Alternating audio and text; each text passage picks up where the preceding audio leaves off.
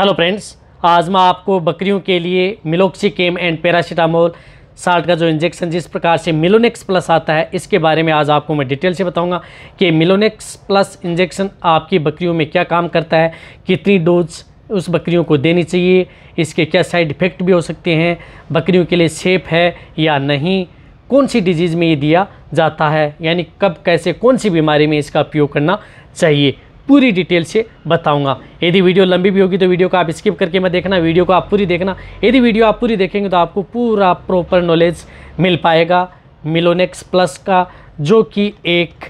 Intas company का आता है। देखो, इसके अंदर साल्ट है मिलोक्सिकेम एंड पैरासीटामोल भी मिला होता है, लिग्नोकेन भी होता है, बेंजाइल एल्कोहल का भी मिश्रण इसमें बना हुआ होता है। यदि आपकी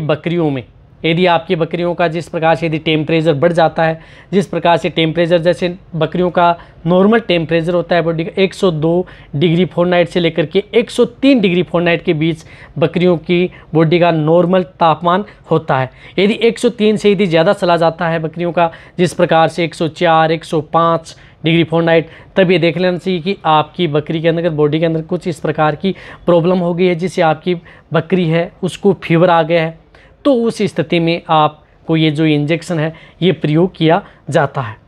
यदि आप अपनी बकरियों में यदि किसी भी प्रकार के कहीं पर यदि आपकी बकरियों को चोट लग गई है, या कहीं पर यदि आपकी बकरियों को घाव हो गया है,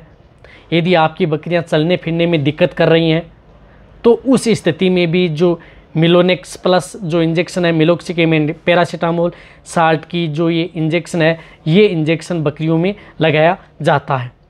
यदि आपकी बकरियां कहीं पर यदि चारागाह एक स्थान से यदि आप दूसरे स्थान पर यदि आप अपने बकरियों को लेके जा रहे हैं, जिससे उनकी बॉडी में क्या है कि पेन होना स्टार्ट हो जाता है और बकरियां आप बॉडी से हार भी मान जाती हैं, तो उस स्थिति में भी इन बकरियों में जो इंजेक्शन है मिलोनेक्स प्लस वो इंजेक्शन दिया जाता है। डोज कितनी देनी चाहिए वो भी मैं आगे बता दूँगा।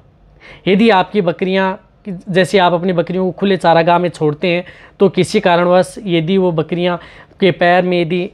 झटका लग जाए, या पैर में मोच आ जाए, या पैर में या फ्रैक्चर हो जाए, या बॉडी का कोई भी अंग है वहीं पर यदि चोट भी लग जाती है, या वहाँ पर किसी तरह का कोई घाव हो जाता है, तो उसकी वजह से भी आपकी बकरियों में बॉडी का टेम्परेचर बढ़ जाता है। तो बॉडी के टेम्परेचर को कम करने के लिए जो ये मिलोक्सिकेम एंड पैरासीटामोल ये इंजेक्शन प्रयोग किया जाता है। यदि आपकी बकरियों को सर्दी जुकाम बुखार लग जाए, यदि आपकी बकरियों को यदि जो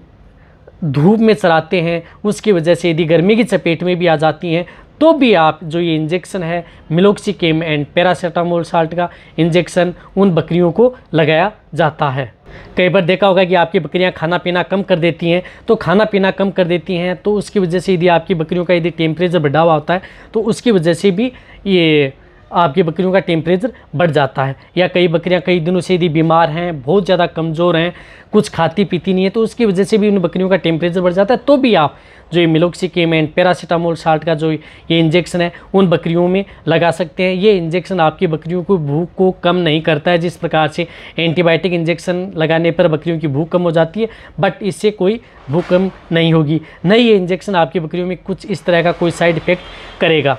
यदि आप इस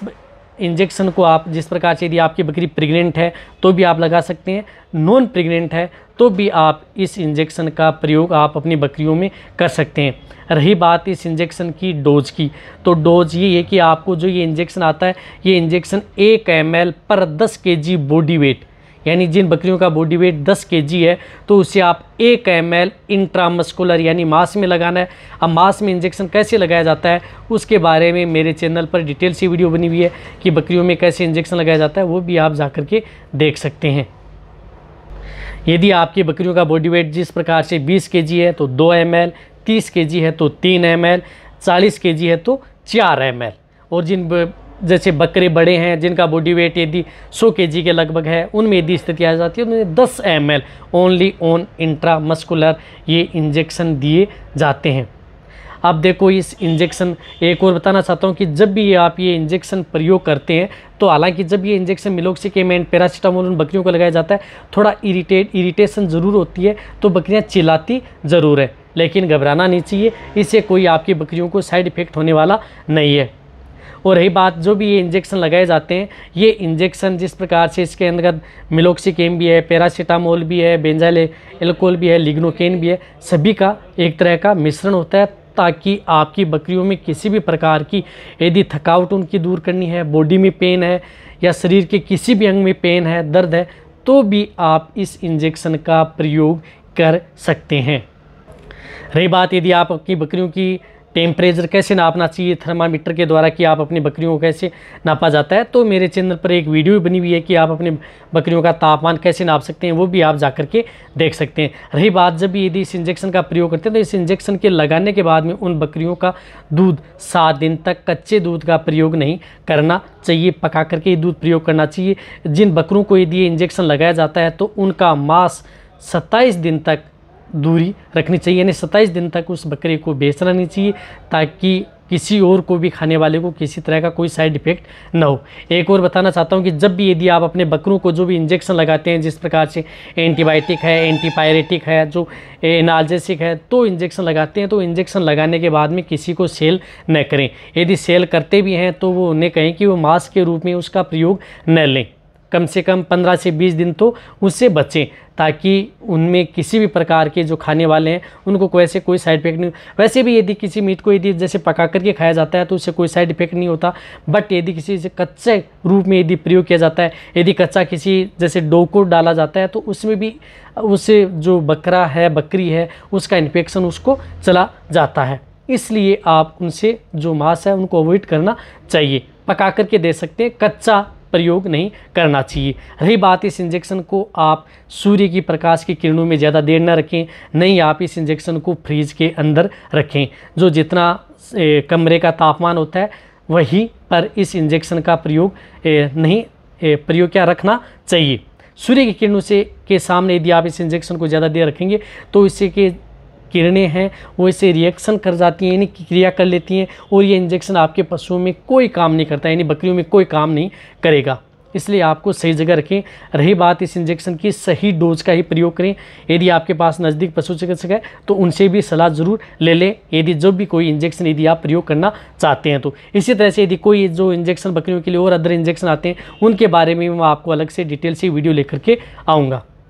बुखार के लिए ये इंजेक्शन एक तरह का रामबाण है। यदि आपको ये मेरी वीडियो अच्छी लगी है तो नीचे जाके आप कमेंट में लिखें। मेरी वीडियो को आप अपने दोस्तों के साथ और मेरे जितने भी बकरी पालक हैं या भेड़ पालक हैं उनके साथ आप इस वीडियो को जितना उसके शेयर करें। मेरी वीडियो को आप लाइक करें, आपके एक लाइक से मेरे को मोटिवेशन मिलता है और मैं आपके लिए अच्छी से अच्छी नॉलेजेबल वीडियो आपके लिए हर समय ऐसे लाता रहूँगा। यदि आपने अभी भी चैनल को सब्सक्राइब नहीं किया तो सब्सक्राइब भी कर ले, क्योंकि चैनल पर आप बकरियों के बारे में भी बहुत ही अच्छी और नॉलेजेबल वीडियो आने वाली है। इसी तरह से आप मेरी वीडियो देखते रहें, इसी तरह से आप मेरे को प्यार देते रहें। थैंक्स, धन्यवाद।